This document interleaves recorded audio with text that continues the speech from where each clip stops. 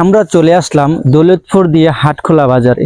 এইখানে কৃষি মন্ত্রণালয়, যেখানে আওয়ামী লীগ ছিল তখন উনি কৃষি মন্ত্রণালয়ের দায়িত্ব ছিল ওমর ফারুক। উনি আমার এনার জায়গাটা আসলাম, আসার পরে খুব ভালো লাগতেছে। একটা সুন্দর ভিউ দেখেন, পাশাপাশি ওনার বাংলার সামনে দুই পাশে দুইটা পুকুর আছে, অনেক সুন্দর দেখতে জায়গাটা। তাই আপনাদের সাথে শেয়ার করার জন্য আমি এই ভিডিওটা করলাম। অবশ্যই আপনাদের মতামতটা আমাকে জানাবেন।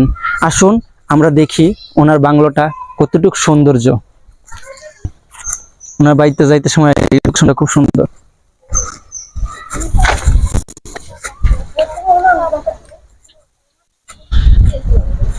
অবশ্যই জানাবেন সবার মতামতটা। আপনার এই ভিউটা অনেক সুন্দর, আরো বেশি সুন্দর। আপনার দুই পাশে দুইটা পুকুর আছে, উনি হয়তো নিজস্ব করছিল। এই পুকুরগুলো আসলে দেখতে খুবই চমৎকার লাগতেছে। চারে পুকুরটা গাছ গাছালি, অনেক ফল ফলাদি গাছ, যেমন এখানে অনেক নারকেল গাছ আছে।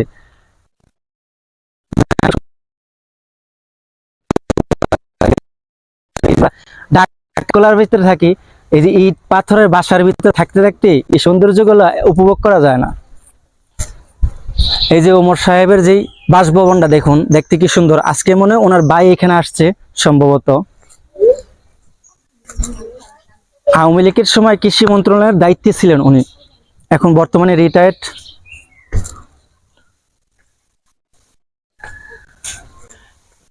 এমন কোন ফল ফলাদি গাছ নাই যে এখানে নাই। এটা হলো আমের বাগান, আর লাগে আমড়া গাছ আছে, কামরাঙ্গা গাছ আছে একটা সামনে।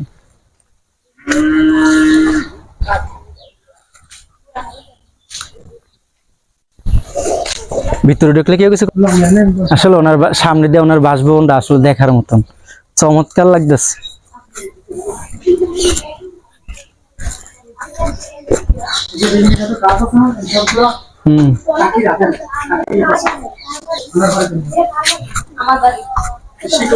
শিকল, শিখর, শিকর, শিকর মানে গাছের যে শিকড়, এই শিকড়টা নামটা লাগছে আর কি। আসলে জায়গাটা চমৎকার, আমার তো খুব ভালো লাগছে। ভিউটা অনেক সুন্দর। শিখর মানে উনি হাতে, নিজের হাতে উনি নিজের হাতে করছে না? আচ্ছা, এখানে আবার অনেক কারুকার্যকার আছে দেখছেন।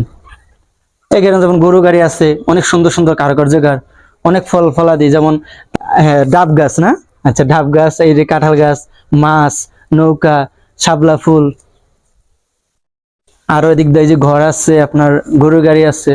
আসলে প্লেসটা অনেক সুন্দর। হয়তো যদি কোন সময় আসেন তাহলে দেখতে পারবেন আর কি।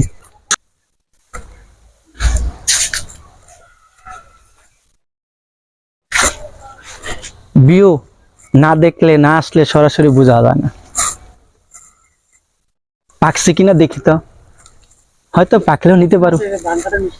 ওইটা ধান কাটার মেশিন? আচ্ছা আচ্ছা, এখন অকার্যকর, এখন আর কোনো কাজের না। আসেন ভিতরে যাই, ভিতরে আরো সুন্দর লোকেশন আছে।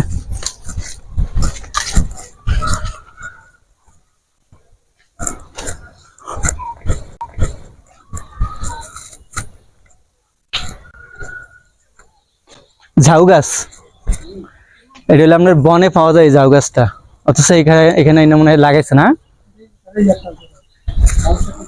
ও আচ্ছা, অনেক সুন্দর গাছটা।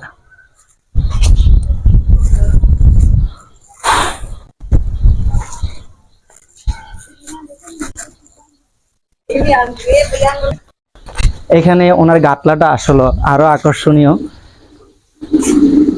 আনোয়ার সাহেবে যা করে গেছে, আশা করি ওনার পছন্দ মতন সুন্দরভাবে করছে। ওইখানে তো আবার নৌকো আছে ঘোরার জন্য। আচ্ছা,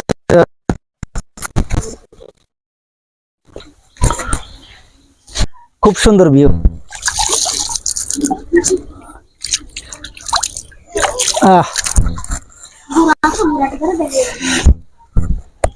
সুন্দর ভিউ, আর এমন সুন্দর ভিউ কখনো পাবেন না।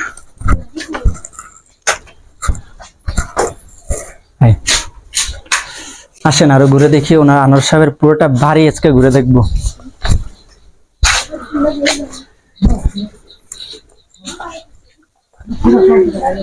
শোনে না, ফল গাছও তো আছে, ফুল গাছ, ফল গাছ সব আছে এই জায়গায়। আসলে সবাই একটা চায় স্বপ্নের বাড়ি, তার বাড়ির পাশে পাশে অনেক কিছু থাকবে। সব ধরনের গাছ। এটা কি ওনার ঘোড়া ছিল? মানে শখ করে ফালতো নাকি? আসসালামু আলাইকুম। দেখছেন মানুষের শখ কতটুক।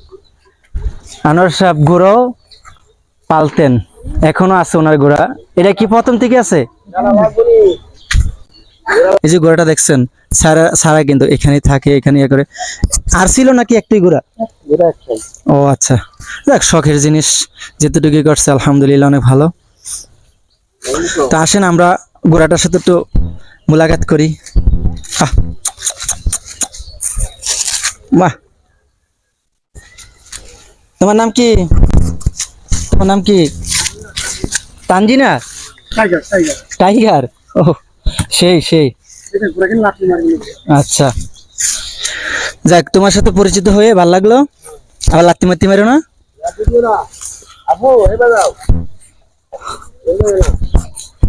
আর কোন আছে ওনার লোকেশন দেখার? আচ্ছা, ইলেশগঞ্জ থেকে এইভাবে আসা যাবো, আবার ওইখানটা আমিরাবাদ থেকে আসা যাইবো। আচ্ছা আচ্ছা, দোনো লোকেশনে দেওয়া আছে। আপনার আমিরাবাদ থেকে আসা যাবে আর ইলেশগঞ্জ থেকে আসা যাবে হাটকোলা। হাটকোলা বইয়াবাড়ি, হ্যাঁ আচ্ছা আচ্ছা। আচ্ছা প্রিয় বন্ধুরা, অবশ্যই আপনারা যদি এই লোকেশনে এই জায়গায় আসতে চান আসতে পারেন। জায়গাটা অনেক সুন্দর, আমার থেকে ভালো লাগছে, হয়তো আপনার কাছে অবশ্যই ভালো লাগবে। এখানে আমি বেড়াতে আসছিলাম আর কি, এই জায়গাটা লোকেশনটা আমি দেখতে পেলাম, তো আপনাদের মাঝে তুলে ধরলাম। অবশ্যই আপনাদের মতামতটা জানাবেন জায়গাটা কিরকম হয়েছে। আসসালামু আলাইকুম।